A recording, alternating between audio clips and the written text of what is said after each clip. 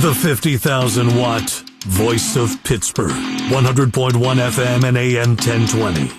KDKA.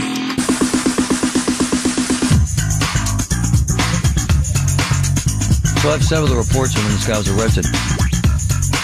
Kevin Joyce's wife had this wonderful market and cater. It's right there in the BYN building.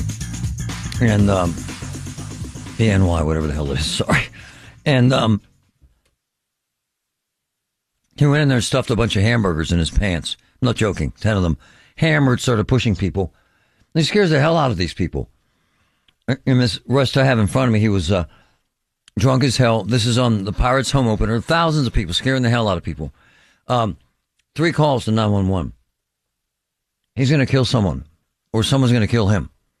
A cop's going to have to make a decision at some point when he's endangering the cop. And then you're going to say that the cops were overstepping their bounds. There's no way a man should be able to get arrested 212 times and not be in prison. Help me with the math. I mean, that's seriously jacked up. I have his pictures that my friend sent me. We're going to find him out on the streets. I want to know.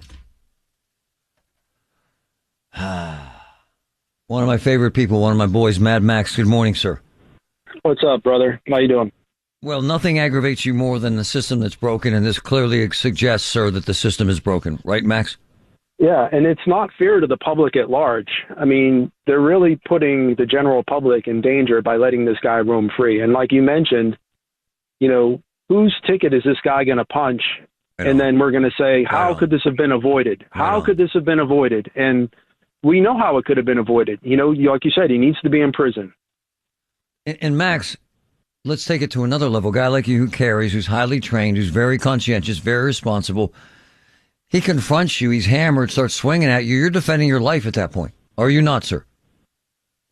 I mean, yeah, to your point, it's putting me in a position that I don't want to be in. I mean, if he pulls a knife, I'm not bringing fists to a knife fight. Right. I'm probably going to shoot the guy. I mean, and, I don't want that on my conscience. No. I don't want to have to go home and I had to kill somebody today because my life was threatened. That's the last thing I want. But the truth of the matter is I'm going home to my wife and son. I'm not going to go home in a box or end up in an emergency room with a gut wound because some guy stabbed me. And Max, my brother, this guy's in the hot spots that we've talked about now for 4 friggin' years. Right in the center of downtown, right there in Market Square, Smithfield, the areas that need to be addressed, and he's roaming there all the time. Yeah, it's not fair to the general public. I mean, that's all I can really say about that. You're going to put somebody in a very precarious position. They're going to have to make a very unfortunate choice, and it's going to come down to either him or them. And you know how that plays out. So, Max, you have us on some kind of a software app that every time he's arrested and jailed, I get sent a notification. I get 2 a week. It's kind of crazy. Yeah. Right? It's insane. I couldn't believe it. So he was picked up on March 18th, and then he was released, I think, March 31st. And then I got a notification of you got the same notification. He was picked up again, reincarcerated on April 5th. Yeah, that's the home opener of the Pirates when he was hammered and harassing fans. Yeah.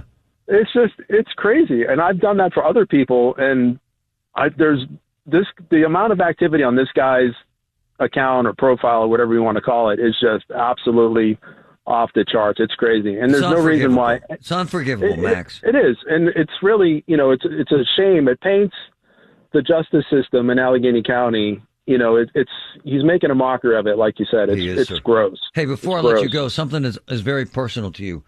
The mayor has the audacity to suggest that Pittsburgh doesn't have a garbage problem. It's kind of laughable, is it not, sir? Yeah, and I want to actually take this opportunity to personally invite the mayor, Corey O'Connor, or Bob Charland. You go for a walk with me, and I'll show you. I got 5 places I could take you right now and show you where they're horrible. Oh, yeah. Horrible. I've actually filed 2 complaints with the DEP. It's horrible. It's disgusting. And the DEP called me back and said, we know, the city knows, and the city told us that it's going to take them a year to get these areas cleaned up. Wow. A year, Marty. And the mayor says we have plenty of money. There's no reason to call the governor, and the mayor says he's really cleaned up the garbage problem. It's not what we're seeing, is it, Max?